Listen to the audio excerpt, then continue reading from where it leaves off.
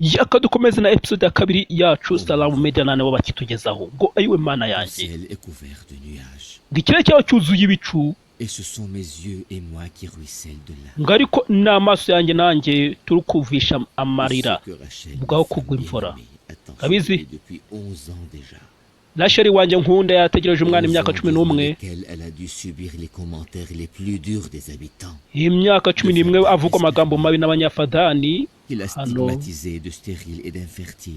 yabaye ingumba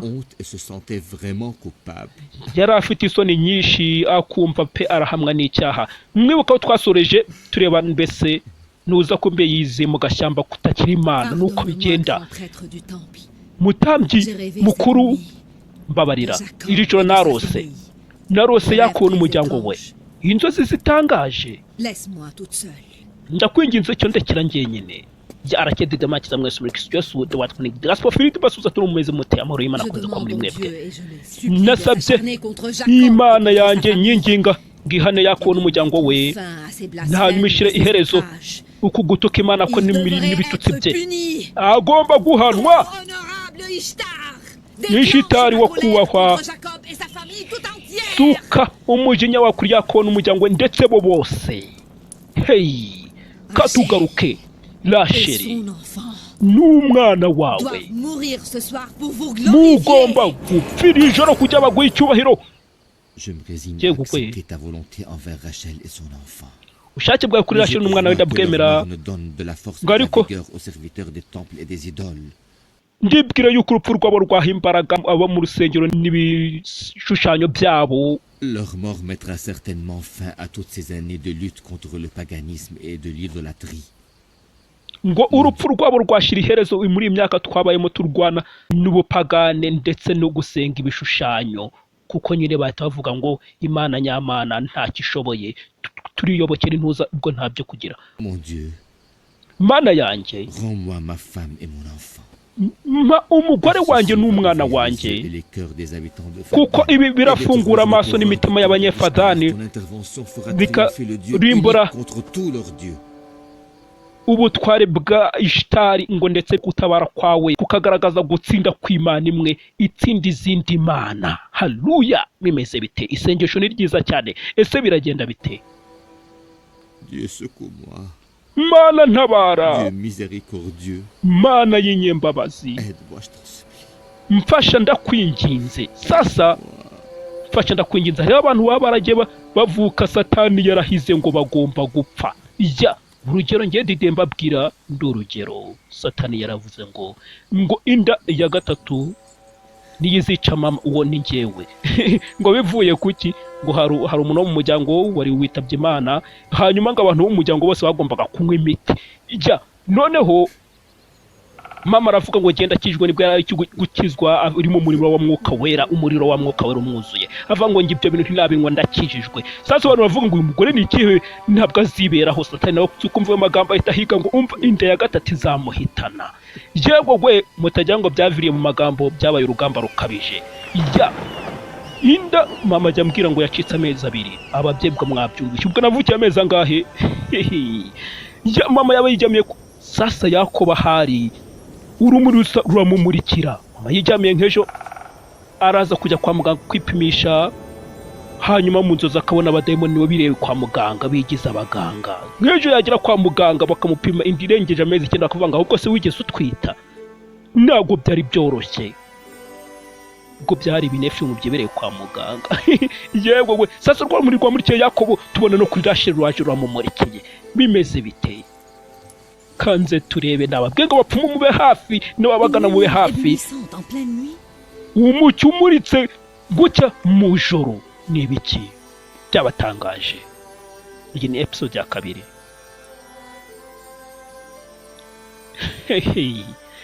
Ya Rachel wari watakaje urapfa igihumure bano barumirwa.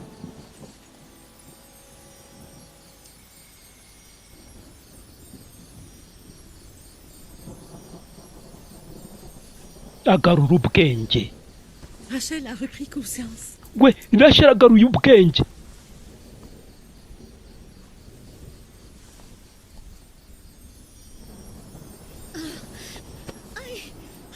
ye ayi ari kuribwa ngo ubu ni uburibwe bwo kubyara ngo Rachel ubanza yibise.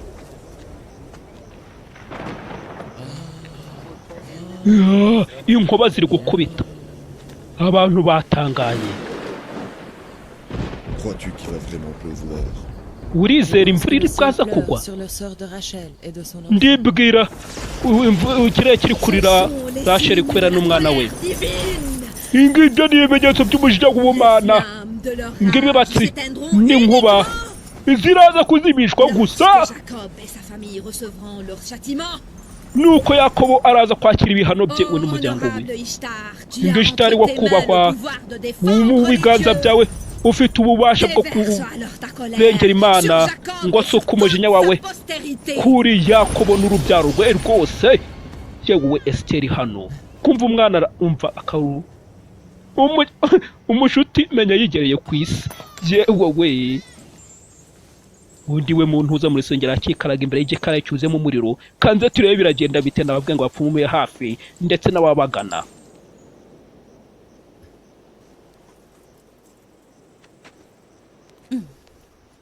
Iya Leya wasohokaga n'amarira noneho akamwenyuka umunwa. Bw'Imana ishimwe. Nihangane kuri sous-titre. Ntabwo mba nazikosoye. Yageze intero bute. Alors le fils de Jacob. Umwana wa Yakobo noneho umuhungu yatabawe. Connaît-il alors du pouvoir d'Ishtar ou de la None magie ubutware d'Esther? bwa Ishtari cyangwa se ubukonikoni bwa Esiteri buri hehe? Batangiye kubufeka. Batangiye kubufeka. Sasa ereka abatuye Fadani ubutware bwawe ndetse ubukonikoni bwa Esiteri bwa Ishtari wo kubahwa. Ngo tunezeze uhana Yakobo rugaragaza ubutware bwawe bw'Imana. Sasa igikara yikaraga imbere dore uko byamugendekeye. Yego gwe nababwiye ngo abapfumu mube bugufi. Turebe bimeze bite umukinnyi wanyu ari kwakinira bate. Nako mwebwe murabizi ahubwo ababagana murebe.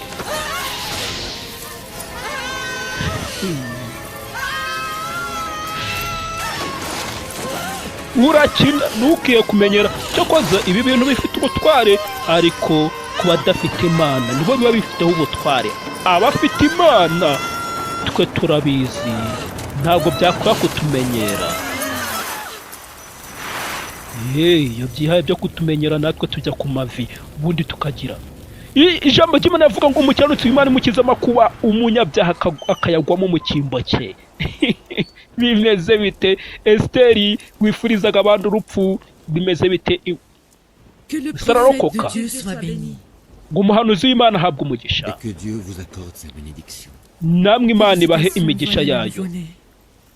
Felicitation dore uruhinja. Umushuti aracyari mutoya. N'umushuti ngo mbega ukuntu ari keza. Je remercie Dieu pour sa bonté sans limite. Ndashimira Imana ubwiza bwawe butagira imbibi ndetse ikurinde uzendezeho ubuntu bwayo muhungu wanyu ngo twagutegereje imyaka 11 kubera iki watinze? Ntabwo ushaka kumenya niba ari umuhungu cyangwa umukobwa? Le prénom de Joseph n'est-il pas celui d'un garçon? Izina rya Yosefu ntabwo ryaba ari iry'umuhungu. Qui t'a dit que c'est un garçon? Ntabwo ari iry'umuhungu. Wabibwiwe n'iki? Ninda kubwira ko ari umuhungu? C'est le même messager qui m'a Nani annoncé la bonne nouvelle. yantumwa yambwiye inkuru nziza ng'isaha imwe iratambutse kumbe Yakobo yavuye muri kaga cyamba atahanye amakuru. Amakuru yaraye afite. Amakuru tuba tuyafite. Pour glorifier ta naissance, mon enfant. Ngiye imvura iraguye ngo kugira ngo gire ivuka ryawe mwana wanjye ngo uhawe ikaze urakaza neza. Bienvenue. Rachel et son nouveau-né sont en pleine santé. Rachel n'umwana we bimereye neza. Maintenant, c'est la pluie qui tombe sur Fadan et qui met fin Ngo igitutangaje ahubwo ni imvura iguye ahangaha ikayirukana amapfa. Rachel a mis son bébé umva au monde. ngo ntimwibagirwe yuko imvura itangiye kugwa igihe Rasheli yibarukiye umwana amuzana mu isi ngo nicyo gihe imvura yatangiye kugwa ngakunda ko nimukibagirwe bimeze bite ngiri kugwa we abantu hano amapfa yari yarateye abantu bari bahagarikiye n'umusaruro uzabaho muri uyu mwaka ariko Rachel aba yakibaruka. Tu veux dire qu'il n'est arrivé aucun malheur à Rachel? ushaka kuvuga ngo Rachel nta uko byamubayeho ntacyo da ntureba se uru ruhinja rwatuzaniye ubuntu n'ibyishimo turanezerewe imvura yaraguye ubu ni imvura bwa nyuma na nyuma imvura iraguye ubu ni imvura iguye abantu barayugama ariko aba bari bayisonze kuki muguma muhagaze mucyo mutambe ibitambo by'intama n'intuza umujyi wa Fadani mu butake mushimira Imana ya Yakobo uyu munsi ubuzima bucya bwahawe umukobwa wanjye Fadani nayo itabawe amapfa.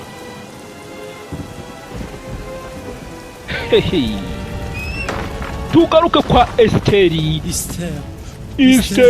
umutambyi mukuru so bahanishaga abantu babatwika dore nawe Esiteri wayimenya yagagaye kera menya yamaze kugagara nta kupusha byabaye nk'urukwi murakina sasa umutambyi mukuru nawe yego we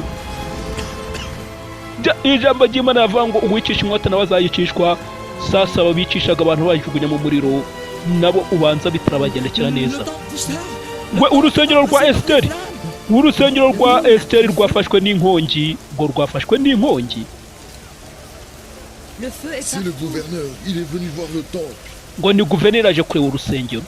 Que se passe-t-il? Le temple d'Ishtar est en Cyagenze flammes. bite urusengero rwa Ishtar rwafashwe n'inkongi.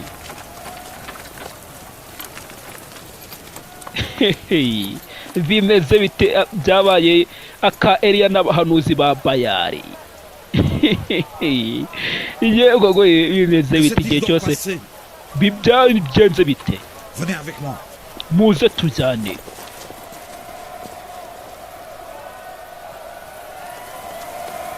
Yehehe.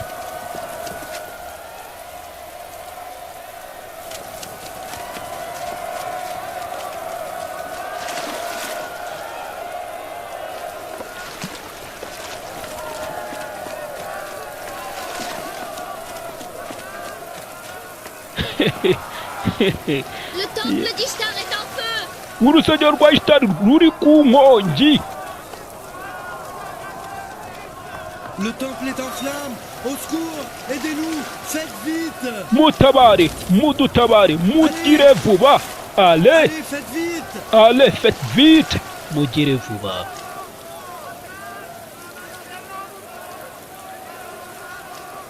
Habituellement, la pluie éteint les incendies. Et Ubusanzwe imvura pourtant, ces flammes continuent à izimya s'attiser. umuriro. Kubera iki ahubwo N'est-ce pas bizarre? Venez vite. umuriro ugukomeza kwiyongera ngo ibi ntibisanzwe. Mutabuke umutambyi ka kandi gasohotse mu rusengero n'umuriro kihuroha mu kidendezi dore ubugi butambye buri gusohoka mu ntuza n'umuriro mwinshi.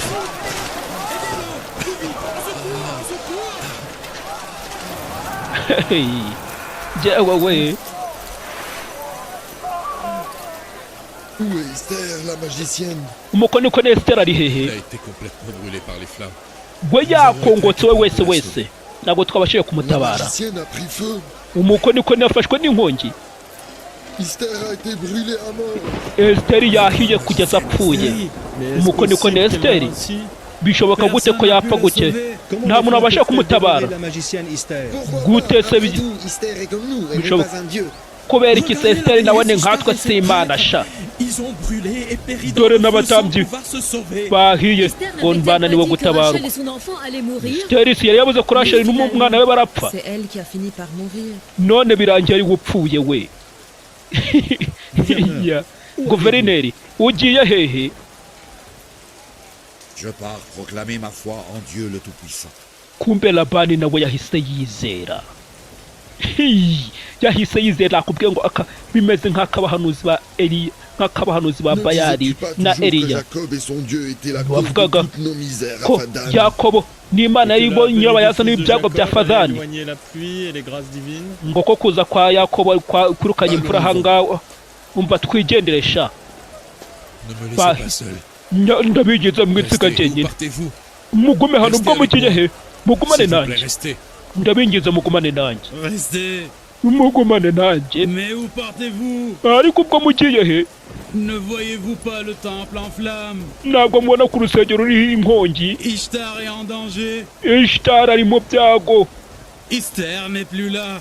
esiteri ntabwo akiriho Revenez, car ce Mugaruke. temple est pour vous. kuko ari urusengero rwanyu mudutabare Habitants de Fadan, nous Banyafadani. devons éteindre ces flammes tugomba kuzimya uyu muriro et sauver notre déesse Ishtar. maze dutabare imanakazi ishitari yewe Éteignez les we feux. tuzimye umuriro Revenez. mugaruke bamaze kwimenyera imana nyamana nakubwiye ngo imeze ibyo ku bwa eliya n'abahanuzi ba bayali abapfumu namwe mwumvise ntekereze ko ibi bibahaye isomo muhindukire muze muri kristu mbere y'uko mukurwa mu mubiri kuko nyuma yaho mwahita mubaho ubuzima bwo kwicuza muvuga ngo iyo mbimenya byiteka twifuza kuba mwagaruka none ngo musubize ibintu mu buryo kandi uyu mwanya murawufite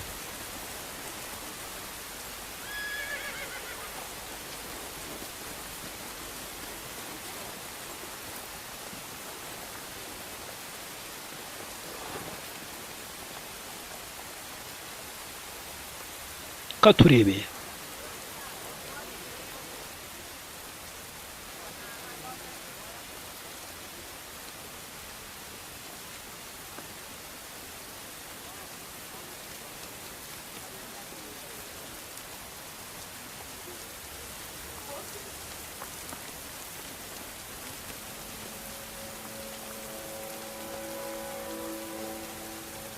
abantu baraje bateranira kwa yakobo Avec cette pluie, comme si le Dieu a purifié leurs âmes et leur corps de tout vice. ngo nk'iyi mvura birasa nk'aho imana Cette pluie est une isukuye roho bénédiction zanyu pour accueillir ton nouveau-né. ngiyi mvura ni imigisha iguye ngiha ikaze uruhinja ngo mbese ntabwo mushaka kurutwereka uruhinja umushuti bagiye kumwereka imbaga y'abantu yateranye Désormais, j'avoue et je proclame uhereye ubu que ngubu tu es ndemenda réellement le atangaza prophète de Dieu. ko uri umuhanuzi Car w'ukuri j'ai vu de mes w'imana propres yeux kuko njye comment la niboneye naissance de ton n'amaso fils yanjye anéantit un ukuntu temple ivuka païen ry'umwana et wawe fait tomber la ryabaye pluie noneho sur les terres de notre ville. n'imvura yaguye ku butaka bw'umujyi wacu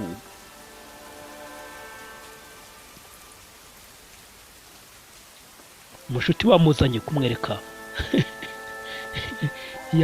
kumwereka abantu La naissance de Joseph est sans doute bénie. ivuka rya yosefu Mais celui qui a détourné Ni avec le umugisha. feu le temple d'Ishtar et nous a envoyé la pluie, c'est Dieu.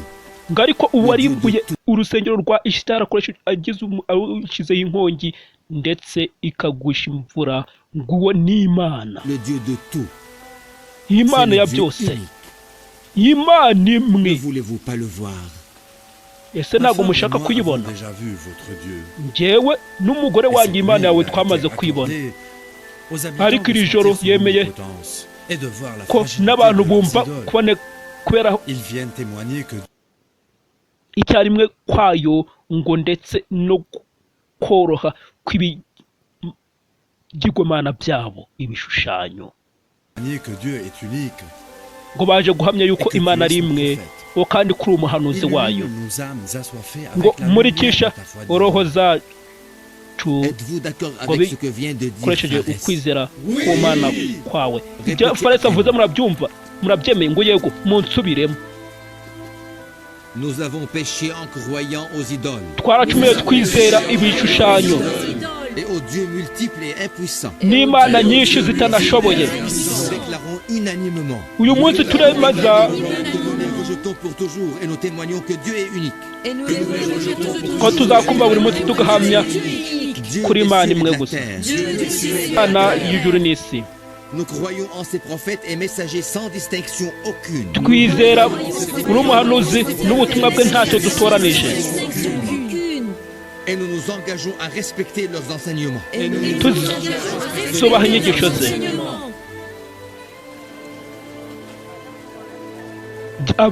Bakoze isezerano basezerana yuko bagomba kubaha Imana imwe n'umuhanuzi wayo Yakobo ndetse n'iby'abigisha bahise bahindukirira Imana nyamana, Imana ya Aburahamu na Isaka ndetse na Yakobo. Iyo niyo Mana yacu.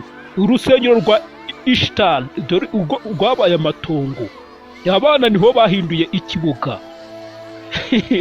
Yewe we, 5 ans se sont écoulés. imyaka itanu yirihiritse. a déclenché son courroux Imyaka contre Ishtar. itanu Imana yarasutse umujinya kuri Ishtari. Sur les habitants de Muri iyo Fadam, myaka yose une infinité de grâce et de yasutse bénédiction. ubuntu butarangira n'imigisha yayo ku banyefadani. Rasheli umugore wa Yakobo akaba mama wa ubu aratwite bundi bucya, ategereje umwana we wa kabiri. Rasheli aratwite. Yosefu, Oui, maman. yego mama. Yosefu dore umucuti ari mu myaka Nous 5. allons partir au désert aujourd'hui avec ton père. Uyu munsi tugiye mu butayu tujyanye na papa wawe. Ngo yego mama, urazi nkunda ubutayu. Ni Yosefu agiye gutembera.